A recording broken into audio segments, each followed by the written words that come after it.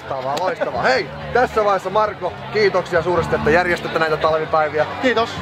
Ensimmäinen kysymys. Meillä on muutamia katsojakysymyksiä. Ensimmäinen on, mitä eroottista teillä on tarjottavana Kajaanissa tänään perjantaina? Raumalaiset opiskelijat. Voiko kauniimpaa vastausta olla? Hyvät naiset, Marko, voitko kertoa sun henkisestä valmistautumisesta tähän viikonloppuun?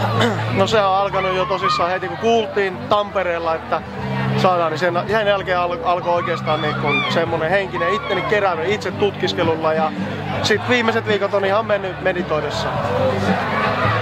Ja kun sut valittiin puheenjohtajaksi, tuliko se yllätyksenä vai tiesitkö sä sen? Eikös tällä alalla pelata vähän suhteella, niin se oli ehkä vähän pedattu se paikka jo valmiiksi. Toki sitä äänestettiin, mutta...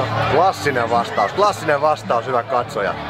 Elikkä Kajaanista oikein paljon terveisiä kaikille OPE-opiskelijoille. Kiitos, että olette ottamassa osaa. Raumalle erityiskiitos. Viime talvipäiviltä Tampereelta minulle otettiin raumalaisesta toimesta yhteyttä ja kannustettiin järjestämään talvipäivät, niin olette oikein sydämellisesti tervetulleita Kajaaniin.